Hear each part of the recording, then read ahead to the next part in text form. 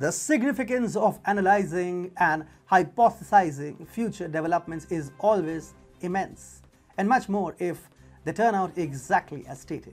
However, one should not underestimate the importance of analyzing the events which have already occurred, as they help to understand the minds of the decision makers. Hi and welcome to TFI Global, the foreign affairs and geopolitical analysis arm of the TFI Media Group. I'm your host Atul Mishra, and in this video I will tell you the link between the Nagorno-Karabakh and Ukraine-Russia conflict that no media house has the wisdom to decipher. Let's begin. President Ilham Aliyev of Azerbaijan and Russian President Vladimir Putin signed a proclamation in Moscow on February 22nd, just 2 days before Russian tanks and missiles began crossing the Ukrainian border. The deal promised to strengthen their bilateral relations to an alliance level.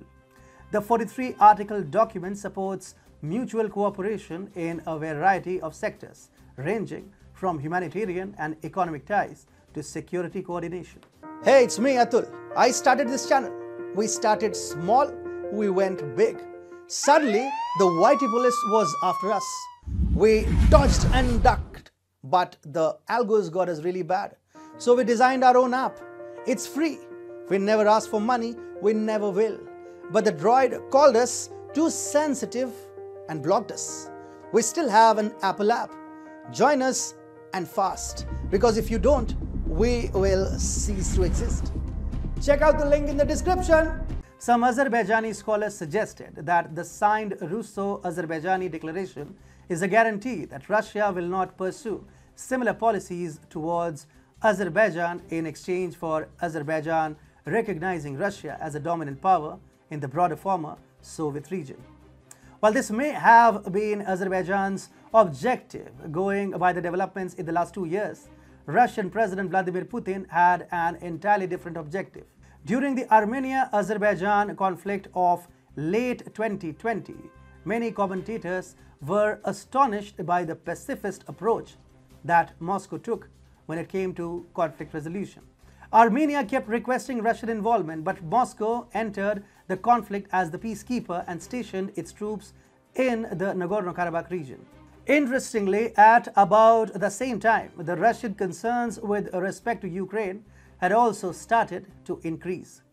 Vladimir Putin must have realized since then that if it wants to tame Ukraine, they are bound to be sanctioned by the European countries and, of course, the United States of America.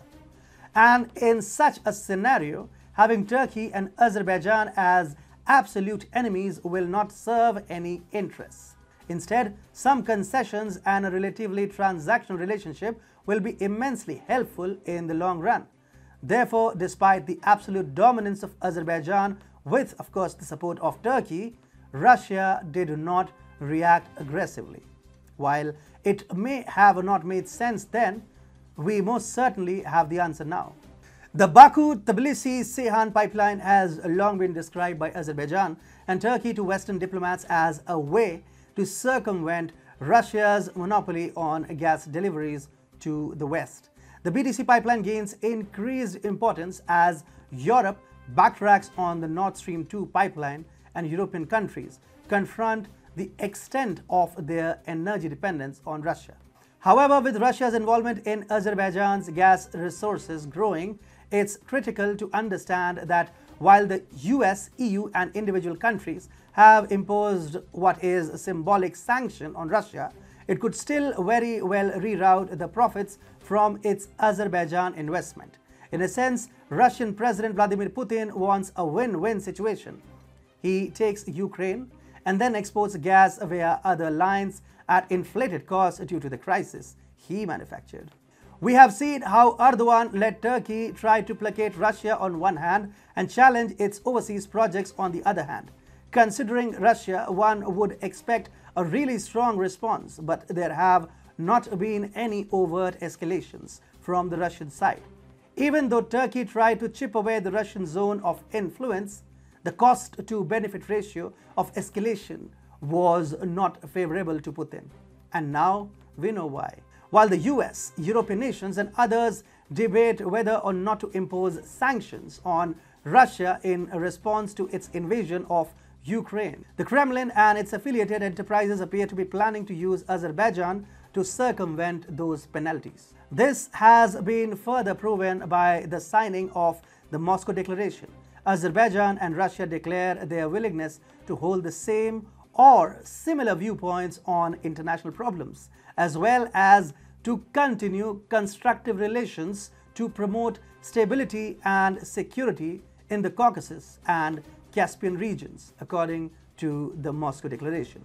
They also intend to create a permanent dialogue mechanism between the foreign ministries of the two nations in order to avoid measures that could jeopardize their strategic and allied relationship. Therefore, by playing safe during the Nagorno-Karabakh conflict, Putin has ensured that he has a replacement ready and available to the Nord Stream 2.